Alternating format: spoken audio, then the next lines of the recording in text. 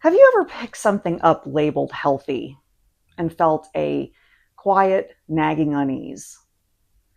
Like some part of you knew something wasn't right, even before you read the ingredients. That happened to me in a dream a few nights ago. And it aligned with how I've been thinking about nourishment for quite a while now. And not just food, but everything that we let in our bodies and our minds and our energy field. I saw the number 444, which is a clear signal of protection and alignment. Then I found myself standing at the edge of a muddy path. I had new shoes on, and every part of me refused to walk through it. And then, this is the strange part, I was sitting in a courtroom. I don't want to name the handsome, famous person that I was sitting next to, but we were there observing, not because either of us were involved in any way. What was the case? Mass food label and medicine deception. I woke up and I thought, well, that was random. But the longer I sat with it, the more clear it became. It wasn't random at all. It was a download. And today, I want to walk you through what it revealed about discernment, about what's really in what we consume, and about a tool that can help you tell the difference between what nourishes you and what's just wearing nourishment's mask. Welcome back to Self-Love First. For those who are new, my name is Alicia, and I thank you for joining me today. Please take a moment to hit that like button. It's free and easy, and it helps my channel a lot. I appreciate you. Let's start in the physical world, because that's where this dream planted its first seed. Right now, there's a growing, very legitimate conversation happening about what's actually in the food that we eat and in the medicines that we take. Words like natural, healthy, and clean, they appear on packaging constantly. And yet, increasingly, people are discovering that those words are doing more marketing than informing. For example, when a label in very fine print, by the way, says contains bioengineered food ingredients, it means that one or more ingredients in that product came from organisms whose DNA was modified using genetic engineering, genetically modified organisms, or GMOs. Now, you don't need to even fully understand what that means to know that something about it just doesn't sound very appealing. Synthetic dyes are derived from mainly petroleum. I don't know about you, but that doesn't sound okay either. I'm not going to get into some detailed list of medicines that have been banned. You can easily just Google that if you want to know more details. But the point is that they were out on the market first and weren't pulled until it affected people, or they would still be around, right? The pattern, though, is the same pattern from my dream. Something packaged as nourishing, charming, and trustworthy that isn't what it claims to be. This is not a fear video. I'm not here to make you scared of your pantry. I'm here because I believe that discernment is a spiritual skill, not just a practical one. And right now, collectively, we are being asked to sharpen it. So I want to walk you through the symbolism of the dream, kind of decoded, because each piece matters. So first I see 444. In numerology, this is one of the most recognized signs of angelic presence and protection. It often shows up right before or during something significant, like a reassurance that you're supported through whatever comes next, or to trust in divine timing. It set the tone for everything else that followed. Then, as I'm walking, I approach the muddy path, and the new shoes I refused to walk through it in. New shoes represent a new path, a new direction that we're stepping into. In my case, I think it connects to the next chapter of my work, my voice, maybe even my channel. But what struck me was the instinct. I didn't think it through. I didn't rationalize it. I simply would not let something brand new and clean become soiled by what didn't belong on it. That's my discernment in its purest form. A felt sense before the mind even catches up. Then I end up in the courtroom. The courtroom is where truth is weighed, where accountability happens. It wasn't punishment energy. It felt like reckoning energy. Something hidden is being brought into the light to be examined honestly. The handsome celebrity, and stay with me here, represents something charming, something familiar, something likable. Someone that we'd trust on sight most of the time. Paired with the mass food and medicine deception, the symbolism became clear. The most harmful things rarely arrive looking harmful. They're often well packaged, trustworthy seeming, easy to swallow, both literally and figuratively. When I put this together, I was being shown something that is widely trusted, has caused widespread harm, that a reckoning is already underway, and that my role isn't to panic or fight it.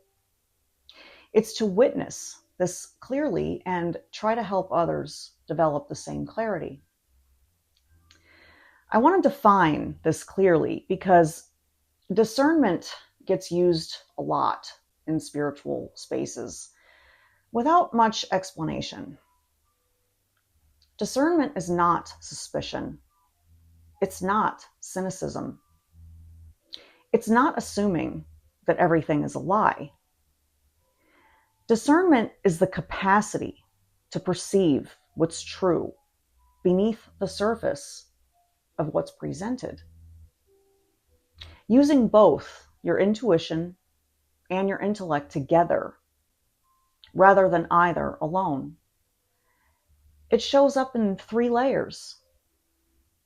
There's physical discernment, just sensing what foods, substances, and environments genuinely support your body, regardless of what the label claims.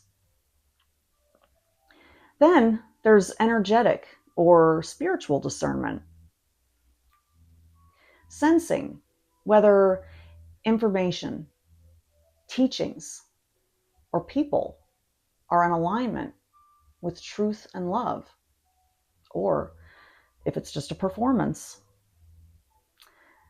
And importantly, especially now, is informational discernment.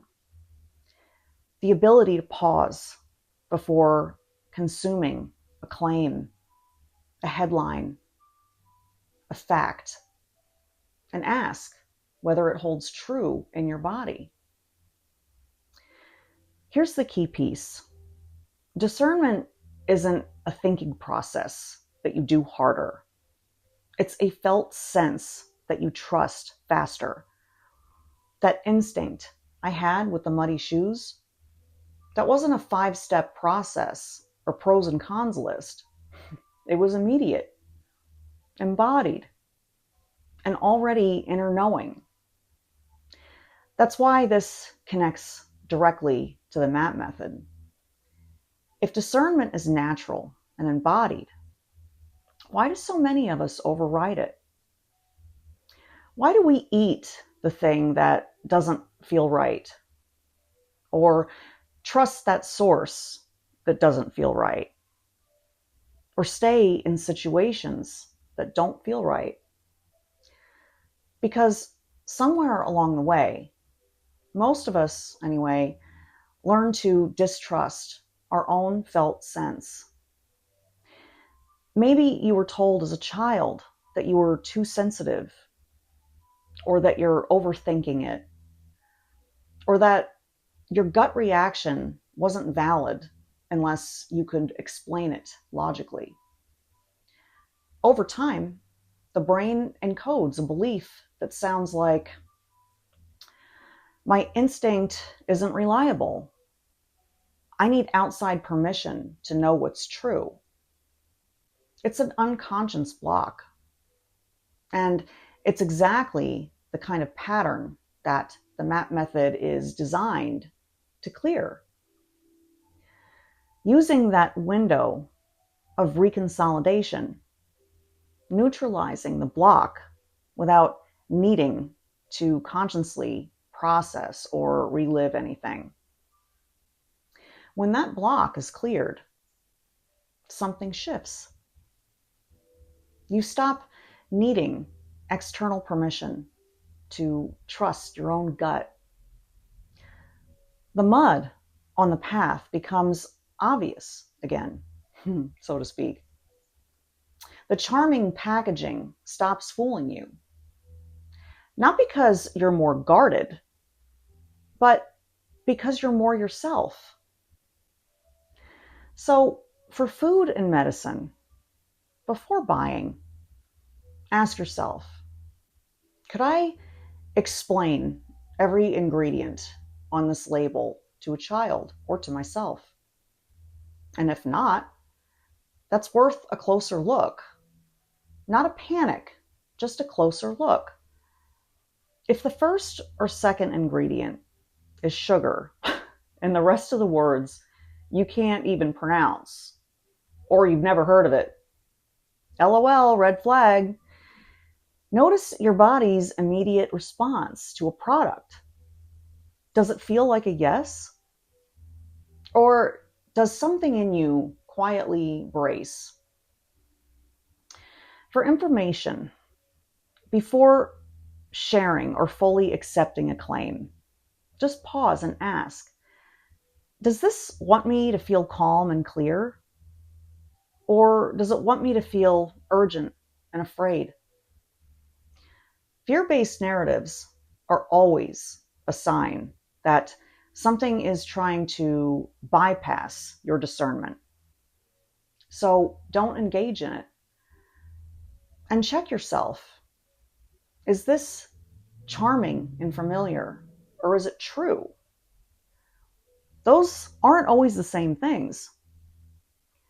Next time you're at the grocery store, Pick up your favorite childhood cereal and read the ingredients and see if you know what anything other than sugar is. And for your own inner guidance, place a hand on your heart. You know this one already. And simply ask, does this serve my highest good? Don't think about the answer. Feel it. And trust that instant response, even if you can't yet explain it. The explanation can come later. Knowing always comes first. That dream gave me more than I expected from a few minutes of sleep. A number that told me that I was protected. A pair of shoes that reminded me that my instincts are trustworthy. And a courtroom that showed me something that I already sensed. There's a collective reckoning underway around what's truly nourishing versus what's just well-dressed. You don't need to fear what you can't yet see clearly. You just need to come back home to your own discernment, to that quiet, immediate knowing that exists in all of us before any label, any headline, any charming face ever speaks. If this resonated, leave a comment. What does your discernment feel like in your body? Share this with a friend. And if you haven't already, subscribe to get a new video each Wednesday. There are links to download my free Dream Life Manifestation Journal, as well as other resources on my website. So check those out. And if you're ready to go deeper into clearing what's been blocking your own inner knowing, well, you know where to find me. Have an amazing rest of your day, beautiful souls. I love you, and I will see you next Wednesday. Have a great day, guys. Take care. Bye-bye.